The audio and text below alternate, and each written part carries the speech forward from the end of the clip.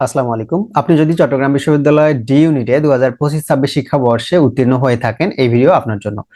চট্টগ্রাম বিশ্ববিদ্যালয় থেকে সাবজেক্ট চয়েসের জন্য বলা হয়েছে এবং এই সাবজেক্ট চয়েস 20 তারিখ থেকে 25 তারিখ পর্যন্ত চলমান থাকবে। তো এর মধ্যে আপনাকে অবশ্যই সাবজেক্ট চয়েস দিতে হবে। যদি আপনি সাবজেক্ট চয়েস দিতে ব্যর্থ হন, তবে আপনার আর কোনো সুযোগ থাকবে না। আপনি যদি ফার্স্ট হয়ে যান, তারপরেও আপনার আর কোনো সুযোগ থাকবে না। এজন্য অবশ্যই 20 থেকে 25 তারিখের মধ্যেই আপনারা অবশ্যই আপনার সাবজেক্ট চয়েসটি কমপ্লিট করবেন। এবং এই সাবজেক্ট মানে উত্তীর্ণ তো অনেক স্টুডেন্ট হয়েছে, তাই না? অনেকেই পাস করেছে, বাট পাস করলেই কি এখানে চয়েস দিতে পারবে? না। চট্টগ্রাম বিশ্ববিদ্যালয় থেকে যেটা জানানো হয়েছে, 1 থেকে 8,000 পর্যন্ত যদি আপনার মেরিট লিস্ট থাকে, আপনি বিজ্ঞান, মানবিক কিংবা ব্যবসায় শিক্ষা শাখা যেখান থেকেই হন না কেন, আপনি যদি 8,000 পর্যন্ত থাকেন, তাহলে আপনি অবশ্যই চয়েস দিতে পারবেন।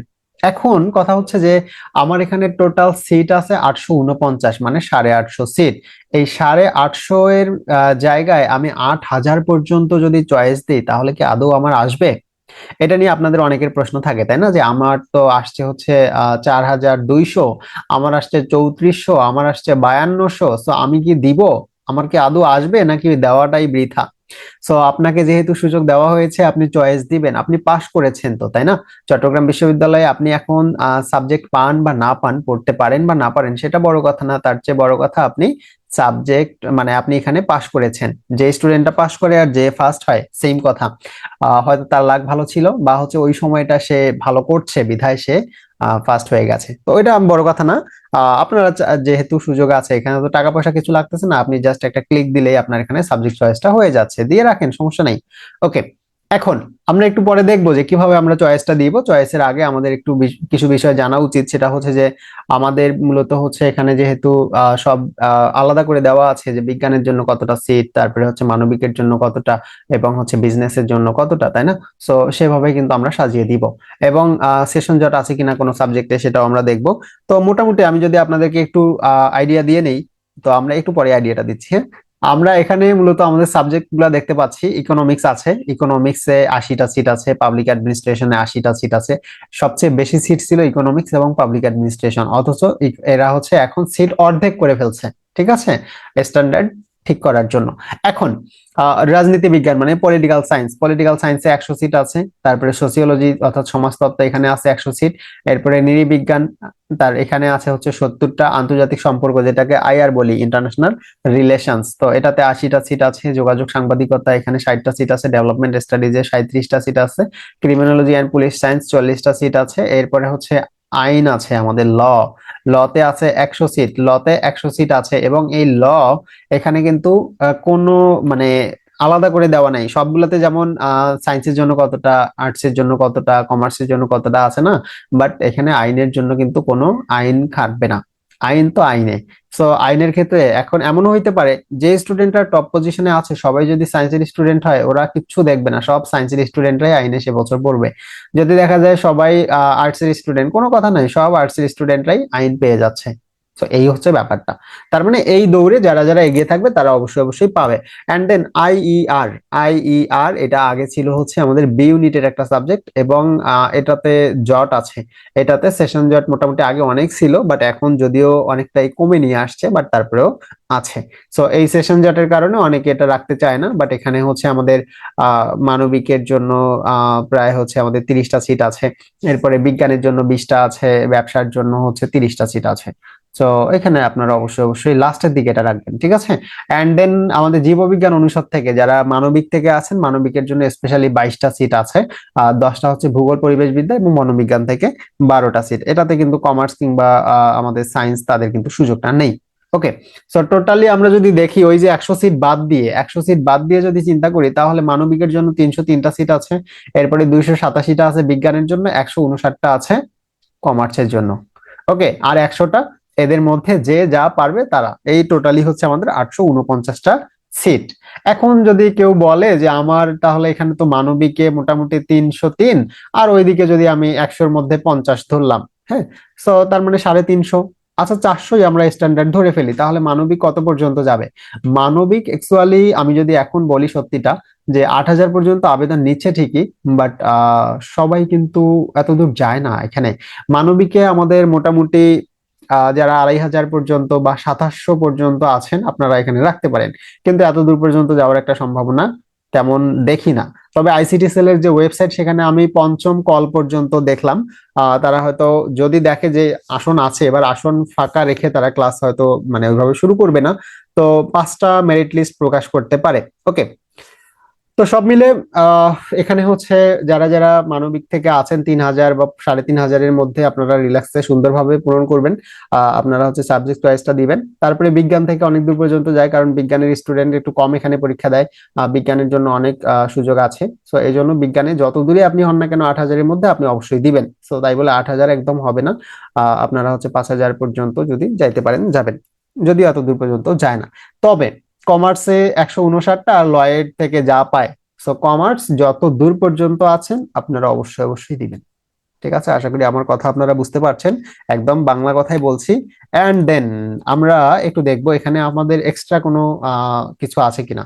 আইন পাইতে গেলে আপনি হয়তো ফার্স্ট হয়ে গেছেন, কিন্তু আপনি ইংরেজিতে 15 পান নাই, আপনি পাইছেন 14.5, আপনি আইন পাবেন না, পাবেন না। এভাবেই কিন্তু আমাদের প্রথম দিকের অনেক স্টুডেন্ট আইন পায় না, কারণ সে মনে করছে যে আমি মেরিট লিস্টে 1 নম্বরে আছি, তার মানে আমাকে আইন না দিয়ে কাকে দিবে? না, তাকে দিবে না। ইংলিশে সে 15 পায় নাই।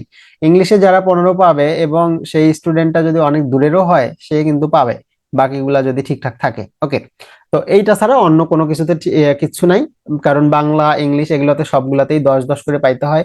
আইকিউ এবং হচ্ছে গণিত কিংবা ইকোনমিক্স এখানে 8-8 করে পাইতে হয়, ব্যাস এটাই, এর বাইরে আর কিচ্ছু না। ওকে, এবার আমরা একটু দেখবো যে আমাদের আসলে চয়েস লিস্টটা কেমন হতে পারে। আমি একটু বলি, আপনারা যদি বিসিএস দেওয়ার চিন্তা করেন, এবং আমি এটুকুও বলি যে আমাদের ডি ইউনিটে যতগুলো সাবজেক্ট আছে সব সাবজেক্ট কিন্তু মানে অনেক সুন্দর। প্রত্যেকটা ডিপার্টমেন্টের চেয়ে মানে আমাদের এই ডি ইউনিটে যতগুলো ডিপার্টমেন্ট আছে খুবই সুন্দর এবং হচ্ছে স্মুথলি চলে। হ্যাঁ, এখানে হচ্ছে আমাদের কোনো জটপট এরকম নাই, দু একটাতে আছে এটা বলবো। হ্যাঁ, তো আমাদের আইনের কথা আর কি বলবো। আপনার যদি আইনের ইংরেজিতে 15 পেয়ে থাকেন, আপনার আইন পড়ার ইচ্ছা থাকে, অবশ্যই আইন দিবেন নিশ্চিন্তে নিঃসন্দেহে। এরপর আন্তর্জাতিক সম্পর্ক মানে হচ্ছে ইন্টারন্যাশনাল ইন্টারন্যাশনাল রিলেশনস, আইআর। ওকে, সো এই আইআর অনেক ফাস্ট। আইআর হচ্ছে এখানকার মধ্যে ডি ইউনিটে সবচেয়ে ফাস্ট। ওকে, পাবলিক অ্যাড এর পর পর আছে, বাট পাবলিক অ্যাডের চেয়েও হচ্ছে আইআর ফাস্ট। আইআরে বেশি সময় লাগে না, মোটামুটি দেখা যায় 3.5 বছরে আপনার 4 বছরের কোর্স কমপ্লিট হয়ে গেছে। আচ্ছা, এই হচ্ছে আইআর। আইআরে কিন্তু আইআর, পাবলিক অ্যাডমিনিস্ট্রেশন এগুলোতে আপনার কি নাই? শিক্ষা ক্যাডার নাই। এগুলাতে আপনার জেনারেল ক্যাডারে যাইতে হয়। আপনি কলেজে কোনো শিক্ষকতা করতে পারবেন না। এটা যদি আপনারা মানতে পারেন তাহলে এখানে চলে আসবেন। ওকে, জেনারেল ক্যাডারে শুধু হচ্ছে আপনাকে আবেদন করতে হবে বিসিএস এ। আর ইকোনমিক্স, ইকোনমিক্স হচ্ছে, আমি আস্তে করে বলি আপনাকে, যদি আপনি সায়েন্সের স্টুডেন্ট হয়ে থাকেন কিংবা কমার্সের স্টুডেন্ট হয়ে থাকেন, ইকোনমিক্স আপনার জন্য অনেকটাই টাফ হবে। এবং চট্টগ্রাম বিশ্ববিদ্যালয় ইকোনমিক্সে হয়তো আপনাদের মন খারাপ হইতে পারে, কারণ আপনার ইচ্ছা ছিল ইকোনমিক্সে পড়বেন, কারণ আইনের পরে হচ্ছে লোকজন ইকোনমিক্স রেখে দেয়। এখানে আন্তর্জাতিক সম্পর্ক আপনি রাখলে রাখতে পারেন আপনার যদি ইচ্ছে থাকে। আন্তর্জাতিক সম্পর্কে যেহেতু বললাম শিক্ষা ক্যাডার নাই, তাই না? কিন্তু ইকোনমিক্সে আছে, ইকোনমিক্সে অনেকে 2 নম্বরে রাখে, আমি রাখছি।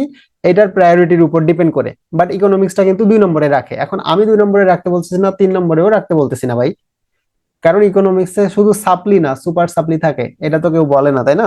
সুপার সাপ্লি মানে প্রতি বছর কিছু স্টুডেন্ট, অনেক স্টুডেন্ট ফেল করে, মানে ডাবল ফেল করে। সো এই জন্য আপনি যদি লোড নিতে পারেন, আপনাকে পুরো ম্যাথের উপরেই থাকতে হবে। আপনি যদি লোড নিতে পারেন তাহলে অবশ্যই আপনাকে ওয়েলকাম, আপনি ইকোনমিক্স পড়বেন। আমি নিজেই পড়ি নাই, আমি নিজেই হচ্ছে সায়েন্স ব্যাকগ্রাউন্ড থেকে আসা। সো আমার ইকোনমিক্সে মানে আগ্রহ ছিল না, সো আমি কেন ইকোনমিক্সে যাব। এরকম যদি আপনার মনে হয় যে আপনি পারবেন তাহলে অবশ্যই নিবেন, আর যদি মনে করেন যে না আমার দরকার নাই তাহলে দরকার নেই। ইকোনমিক্স জট নাই, কিছু নাই। এরপর রাজনীতি বিজ্ঞান, যদি আপনি মনে করেন আমি হচ্ছে বিসিএস দিব, বিসিএস এ আপনার এখানে একদম পথ খোলা।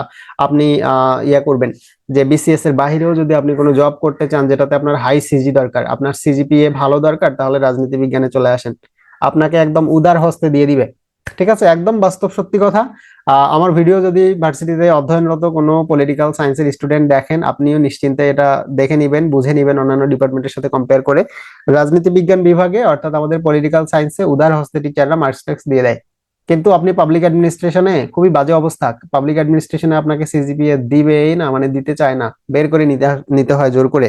তো এই জন্য আমি পাবলিক অ্যাডমিনিস্ট্রেশনকে নিচে রাখি, যদিও আমার 1 নম্বরই ছিল পাবলিক অ্যাডমিনিস্ট্রেশন, আমার ইচ্ছে ছিল পাবলিক অ্যাডমিনিস্ট্রেশন এবং আছি। হ্যাঁ, সো কিন্তু অনেকের আমি এখন এটাকে সাজেস্ট করি না, কারণ পাবলিক অ্যাডমিনিস্ট্রেশন আসার পর অনেক স্টুডেন্ট হচ্ছে দিন শেষে হতাশ হয়ে যায়। কারণ হচ্ছে আমাকে জেনারেল ক্যাডার মাত্র এই যে 400 450 সিট এর মধ্যেই হচ্ছে সব মানে জট হয়ে যায় আর কি। সো অনেকটাই টাফ, কারণ আমাদের এখানে টেকনিক্যাল শিক্ষা ক্যাডার কিছু নাই। ওকে, তো এই জন্য আপনারা চাইলে রাখতে পারেন, আপনার যদি ইচ্ছে থাকে যে না আমার সমস্যা নাই, আমি আরে ভাই 2টা সিট নিলেও তাও আমি থাকবো, একটু এক্সট্রা কথা বললাম, sorry for that.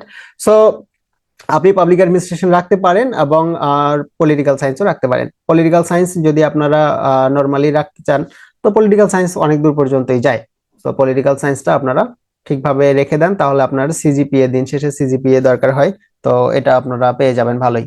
And then হচ্ছে ডেভেলপমেন্ট স্টাডিজ খুবই ভালো, ডেভেলপমেন্টের ডেভেলপমেন্ট হয়, হ্যাঁ ডেভেলপমেন্টের উন্নয়ন হতেই থাকবে এবং এটা খুবই ভালো, এবং অল্প কিছু স্টুডেন্ট নিয়ে তো তো এই জন্য খুব ভালোভাবেই চলছে। পাশাপাশি আমাদের সাংবাদিক যদি আপনারা হইতে চান, তাহলে তো এটা বলার অপেক্ষায় রাখে না, দেখেন পাশে আমি লিখে দিচ্ছি আগ্রহ যদি আপনার থাকে, তাহলে আপনি কেন এখানে 7 নম্বরে না 1 নম্বরেই রাখবেন।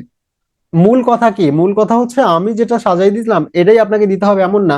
এখন আপনার ইচ্ছা হচ্ছে ডেভেলপমেন্ট স্টাডিজে পড়বেন, আপনি কেন এই যে 6 নম্বরে গিয়ে দিবেন? 6 নম্বরে আপনি নাও পাইতে পারেন, মাইগ্রেশন হইতে হইতে নাও পাইতে পারেন, তাই না?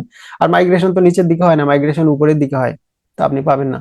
এই জন্য আপনার পছন্দকে অবশ্যই প্রায়োরিটি দিবেন, এরপরে বাকিগুলো এইভাবে সাজাইতে পারেন। ঠিক আছে, এরপরে আমাদের আরো কিছু আছে, সোসিওলজি। সোসিওলজি এত নিচে রাখলাম কেন? সোসিওলজিতে আপনি সিজি ভালো করতে পারবেন, কিন্তু জট আছে হালকা, হালকা জট আছে। আর সোসিওলজি মানে এই সমাজতত্ত্বের জিনিসগুলো আপনারা পড়তে হয়তোবা মানে ইয়া হয়ে যাবেন, বোর হয়ে যাবেন। বিশেষ করে সায়েন্সের স্টুডেন্টরা তাদের মাথা ব্যথা করবে, ভাই এটা কি পড়তেছি কি করতেছি। একদম ভাই অনেস্ট রিভিউ। ওকে, বাট আর্টসের স্টুডেন্টরা হয়তোবা এনজয় করবেন। অ্যান্ড ক্রিমিনোলজি পুলিশ সায়েন্স ভালো, খারাপ না, বাট হালকা জট আছে, এবং এখানে হচ্ছে আমাদের নতুন ডিপার্টমেন্ট প্রায়, অ্যান্ড দেন হচ্ছে এখানে সিট সংখ্যাও কম ডেভেলপমেন্ট স্টাডিজের মতো, সো এখানে আপনারা পড়তে পারেন, বাট নিচের দিকে রাখেন। অ্যান্ড দেন যদি আপনি উপরের গুলা পান, তাহলে নিচে এত এটাকে উপরে উঠানোর দরকার নেই।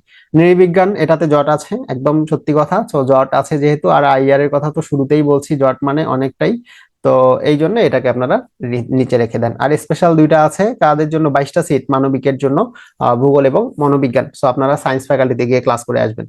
ঠিক আছে, এটা হচ্ছে আপনাদের জন্য। এই হচ্ছে আমাদের ডি ইউনিটের সাবজেক্ট চয়েস। আশা করি আপনারা বুঝতে পারছেন, এবং খুব সুন্দরভাবে আমি আমার জায়গা থেকে ট্রাই করেছি বোঝানোর, এবং বাকিটা আপনারা একটু সার্চ করবেন, সার্চ করে করে দেখবেন। এখন আপনাদের কাছে সব মানে সবার হাতে অ্যান্ড্রয়েড, সো আপনারা একটু দেখবেন, দেখলেই মোটামুটি সবকিছু পেরে যাবেন। তো আপনি যদি আরো কোনো ইউনিটে পরীক্ষা দিয়ে থাকেন, সেটা আপনি জানাইতে পারেন। পাশাপাশি আপনার মেরিট পজিশন কত, আপনি ফার্স্ট কলে পাবেন কিনা বা সেকেন্ড কলে পাবেন কিনা, এটা যদি জানতে চান তাহলে কমেন্ট করেন, তাহলে আমি জানানোর ট্রাই করবো ইনশাল্লাহ। আসসালামু আলাইকুম।